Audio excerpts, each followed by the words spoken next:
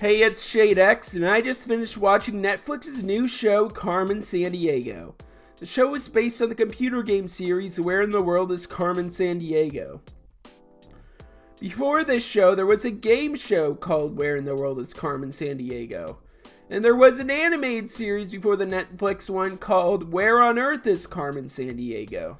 I played a bit of the computer games in elementary and middle school in the computer lab, and I had a lot of fun. I don't remember a lot, but what I do remember is the basics. In the games, you play the role of player. A woman who is the leader of Acme, who simply goes by the title Chief, tells you that you have to find Carmen Sandiego who has stolen something.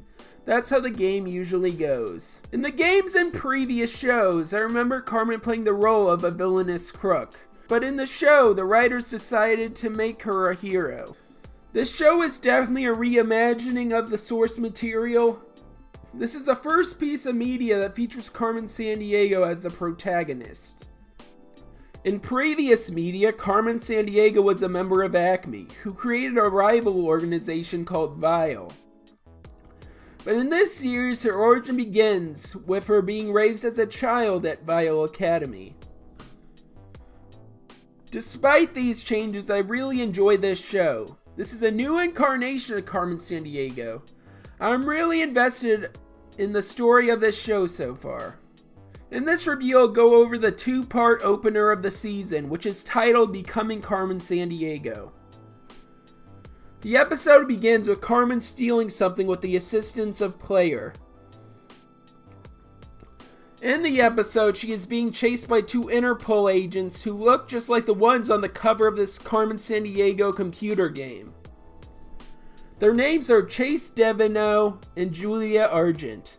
Also, I want to note that Julia is cute. I guess I have a thing for girls with short hair. Anyway, the show is about Carmen Sandiego, a young adult who used to go by the codename Black Sheep when she was at Vile Academy. She was raised on the island after she was found there as a baby, and her past is a mystery. She is trained by her teachers to be a master thief. Black Sheep trains with other people, including Gray, who later becomes a Vile agent named Crackle, and Sheena, who later becomes Tigress. Coach Brunt plays the role of a motherly figure to Black Sheep. There are also other teachers as well, including Shadow San, who plays a big role in Black Sheep's training.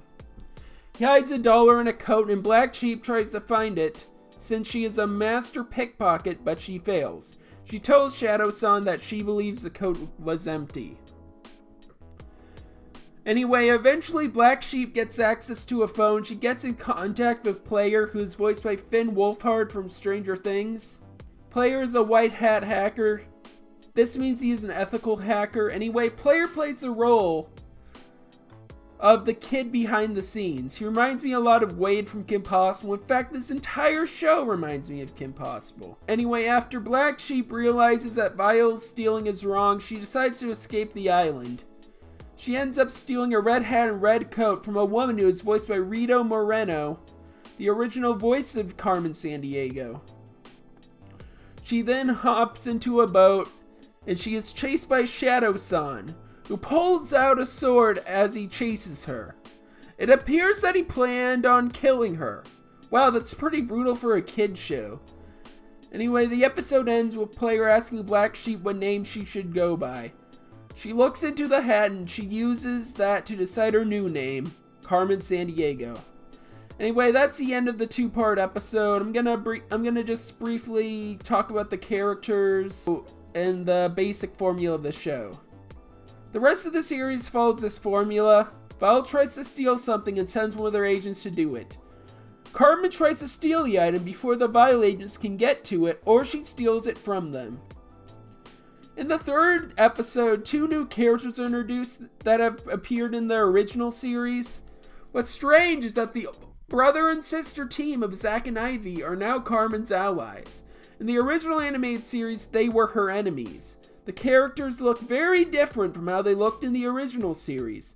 In the original, Zack was the younger brother. He was blonde and rode a skateboard. Ivy had red hair and she was the older sister. However, in this series, Zack and Ivy both are ginger and they appear to be closer in age. This show has some great villains. One of my favorites is Paper Star. I won't go into too much detail about her, but I think she has a really cool design. She is also a really creepy character. If you watch the show, you'll totally understand what I mean. Now I want to talk about the character designs. The designs are great, the animation is great. The show is animated by Studio DHX, who also animated My Little Pony Friendship is Magic. If the hub still existed, I think that Carmen Sandiego would air on it. And I want to talk about the showrunner of this show, Dwayne Capizzi. He worked on Jackie Chan Adventures. And I'm glad he's working on this show. He also worked on The Batman. Anyway, this show is super good. I highly recommend it. It's on Netflix. You can binge it or you can watch it on your own time. I really hope this show gets a season 2. Anyway, this has been Shade X, and thanks for watching.